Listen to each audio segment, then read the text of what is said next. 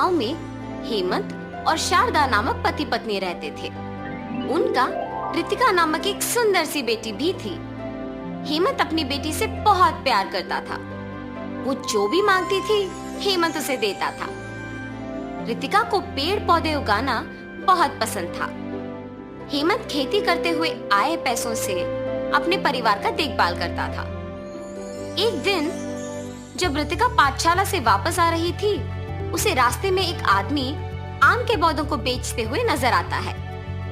मेरे घर के पास बहुत सारा खाली जगह है, इन पौधों को लेके वहाँ उगा सकती हूँ। ऐसे सोचकर वो उस आदमी के पास जाती है। अंकल, आपके पास मौजूद सारे अलग अलग पौधों में से एक एक प्रकार मुझे दे दीजिए ना। इतने प्रकार के आम के पौधों के साथ तुम क्या करोगे बेटी? मेरे घर के पास खाली जगह है, वहाँ इन्हें उगाऊंगी। ठीक है बेटी।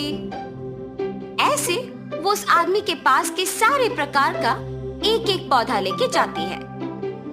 रितिका उन पौधों को लेके अपने घर के पास लगाती है।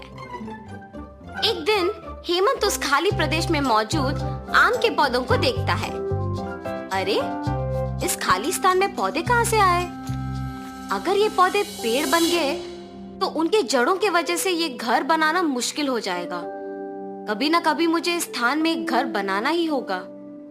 ये फैसला करके उन पौधों को निकालने ही जाता है जब उसकी बेटी रितिका वहाँ आके देखती है। पापा, आप उन पौधों को क्या कर रहे हो? इस स्थान में एक बड़ा घर बनाना है ना बेटा। ये पौधे जब पेड़ बन जाएंगे तो उन्हें निकालना मुश्किल हो जाएगा, इसीलिए उन्हें अभी निकाल दे रहा हूँ। पापा, आपको तो पता है ना कि मुझे पौधे उगाना बहुत अच्छा लगता है। मेरी अध्यापक भी कहती है कि पौधे उगाना अच्छी आदत है, और इतना ही नहीं, पौधों से हमें ताजा ऑक्सीजन भी मिलता है। मुझे इस खाली स्थान में पौधों को उगाना है, मेरे लिए इन्हें रहने दीजिए ना। ठीक है बेटा, मैं तुम्हें कैसे ना करूँगा। तुम्हारे लिए इन पौधों को नहीं निकालूंगा, ठीक है? ऐसे कह के वहाँ से चला जाता है। तब से रितिका उन पौधों को ध्यान से पानी डाल के उनका ख्याल रखती है। कुछ सालों बाद वो पौधे बड़े आम के पेड़ बन जाते हैं और बहुत सारे आम देते हैं। ये देख रितिका बहुत खुश होती है। अरे वाह, बहुत आम आए हैं, और वो भी इतने प्रकार के। बाहर खरीदने की जरूरत भी नहीं है। उसी साल में हेमंत की खेती में पानी ना रहने के कारण फसल नहीं आता है, और उसे समझ नहीं आता है कि वो उसका कर्ज कैसे चुकाएगा, और इस सोच में पड़ जाता है। अरे क्या हुआ जी, आप ऐसे क्यों हो? हाँ, मुझे समझ में नहीं आ रहा है कि मैं लिया हुआ कर्ज कैसे चुकाऊंगा। रितिका उसके माँ बाप की बातें सुनकर सोच में पड़ जाती है। मैंने जिन पौधों को उगाया है उन पे बहुत आम आए हैं। अगर उनको बेचेंगे तो बहुत पैसे आएंगे। मुझे ये बात पापा को बताना है। पापा, आप निराश मत होना। आपकी बातें सुनने के बाद मुझे एक योजना आया है। क्या कह रही हो बेटी? पापा, आप पहले मेरी बात तो सुनिए, आपको तब समझ में आएगा। ठीक है, बोलो बेटी। पापा, क्या आपने देखा कि हमारे आम के पेड़ों पे कितने आम उगे हैं? पता नहीं बेटा, मैंने देखा ही नहीं। वैसे इस समय में आम के बारे में क्यों बात कर रही हो?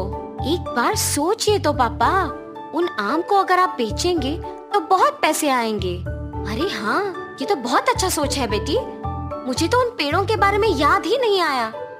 बसंत का मौसम होने के कारण ये सोच के ज्यादा पैसे देंगे कि आम जल्दी आ गए, इससे हमारा कर्ज भी चुका सकता हूँ।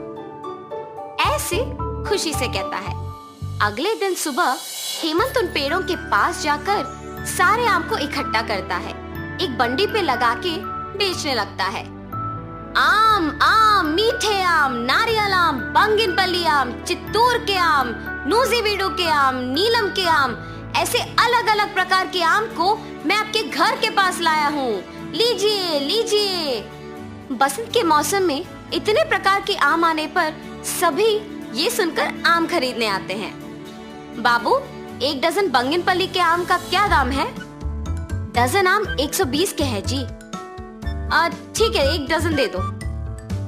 ऐसे उसकी सोच के अनुसार ही जितना भी दाम हो लोग उससे खरीदते हैं। उसके पास के सारे आम बिक जाने पर वो खुशी खुशी घर लौटता है।